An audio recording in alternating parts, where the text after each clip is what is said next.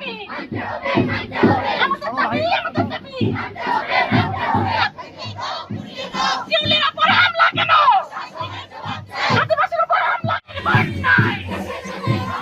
দিয়েছে তো রক্ত, রক্তের বন্যায়।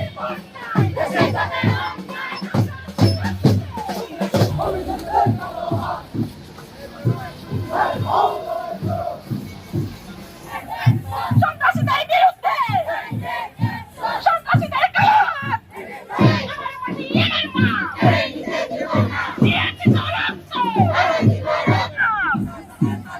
প্রশাসনের তালবাহানা অবিলম্বে ঘুরিয়ে দে, অবিলম্বে ঘুরিয়ে দে।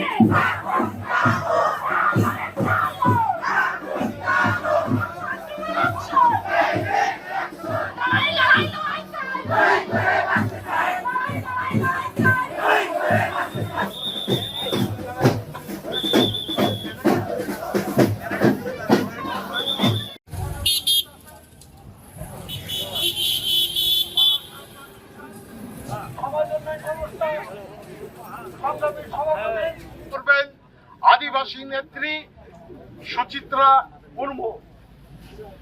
সবসময় যারা থাকেন সিরাজুল ইসলাম বাবু অ্যাডভোকেট, সামাজিক সংগ্রাম পরিষদের জাহাঙ্গীর কবির তনু কাকু ভবিষ্যতেও থাকবেন আশা করি।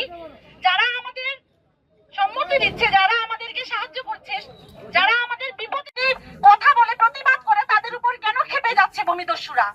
আমি চাই আমাদের সাহেবগঞ্জ বাগদা ফার্মের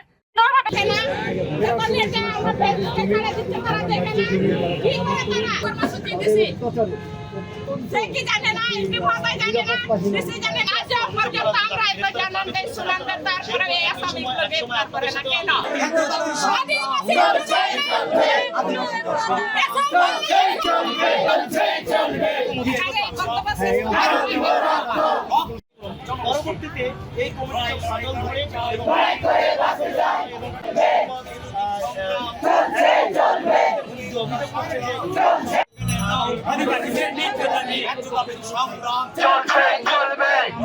আমি সংক্ষিপ্ত কথা বলার জন্য বিনোদ অনুরোধ করছি।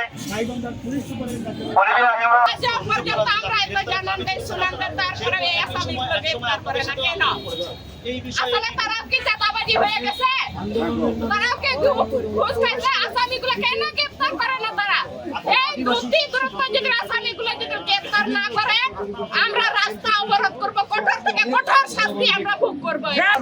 দখলে যায় এই সমস্ত দাবি নিয়ে যখন এই রাজপথে লড়াই সংগ্রাম করে কিছু সুবিধা বৃদ্ধির সংগ্রাম গোষ্ঠী সাবুন নেতৃত্বে তাদের উপর হামলা হয়, এটার একটি মাত্র কারণ 2016 সালের যে ধারাবাহিক হত্যাকাণ্ড হয়েছিল, এর যদি সুষ্ঠু বিচার করা হইতো, সেই সুষ্ঠু বিচার যদি এই বাস্তবায়ন করতো, তাহলে আজকে এই সাবুরা এই আদিবাসী গোষ্ঠীর উপর হামলা করার দুঃসাহস দেখাতো না।